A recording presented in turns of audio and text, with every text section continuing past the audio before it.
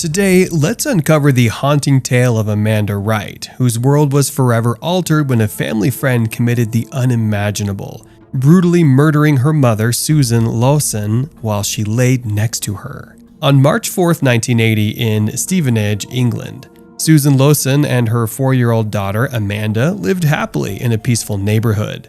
Susan, a single mother who recently went through a divorce, devoted herself to giving Amanda the best life possible. One morning, a fire broke out in their home, while Michael Knowles, a milkman making his morning rounds, noticed the smoke.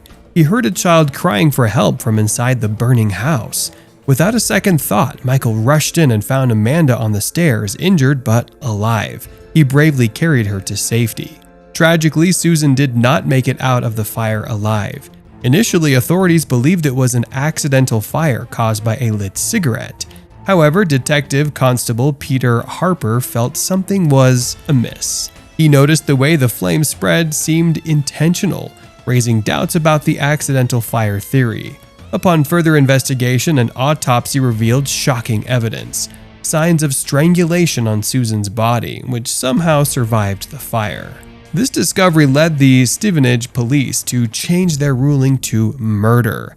Peter's suspicions were confirmed, and they now had a homicide case on their hands. Susan and Amanda had shared a close bond and spent much of their time together, but their happy life was shattered that morning. The fire and Susan's death left Amanda severely injured and alone.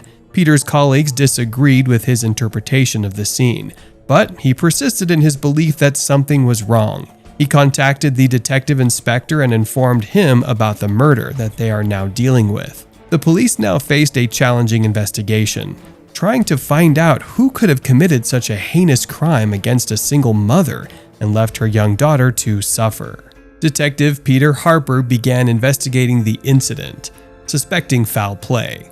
He noticed strange clues in the house, like 2 cups and plates used by adults, suggesting someone else had been there before the fire. They found a single fingerprint, which led them to a local man named John Dickinson, who had a history of violence. Amanda was severely injured but recovered in the hospital under 24-hour watch. She bravely helped the police by identifying Dickinson in photographs as the man present at the house who had hurt her mother. They arrested him, and during the trial, he tried to blame Susan for his actions with a made-up story. Throughout the ordeal, Amanda kept a secret. She saw Dickinson strangle her mother and start the fire. She endured night terrors and hallucinations, scared that he might hurt her again. In 1988, Amanda, now 12, stumbled upon newspaper clippings about the case.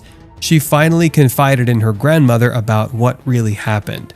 Dickinson was sentenced to 18 years to life in prison, but it didn't ease Amanda's fear of him. In 2014, Dickinson was released from prison, and Amanda felt the urgency to tell the world what he had done. She wrote a book titled Without a Mother's Love in 2016, where she shared her experiences since the murder.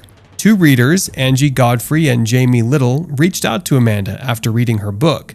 They were also abused by Dickinson when he was their stepfather. Fearing that he might hurt someone else, they went to the police with their stories. In 2019, police found enough evidence to arrest Dickinson again. They discovered handcuffs and evidence that he tried to obtain a gun. Dickinson was back behind bars, and in September 2020, he was convicted again, this time for his crimes against Angie and Jamie. Amanda, along with the Dickinson stepchildren, succeeded in putting a monster back in prison, likely for the rest of his life. She spent years dealing with the trauma and fear from that dreadful morning on March 4, 1980. With the support of her close family and a strong determination to find peace, Amanda made it through her challenging childhood. She continues to speak publicly about her experience, hoping to help others who have gone through similar tragedies find the strength to carry on. I feel like my mother gave me a loving start in life. We had a special bond because it was just the 2 of us, she shared. Amanda's story serves as a testament to her resilience and determination to find justice. She hopes her book and her experience will inspire others to find strength in difficult times and speak out against those who cause harm. With that, this video has come to an end here. Be sure to subscribe and hit the bell icon for more intriguing content. Until then, goodbye.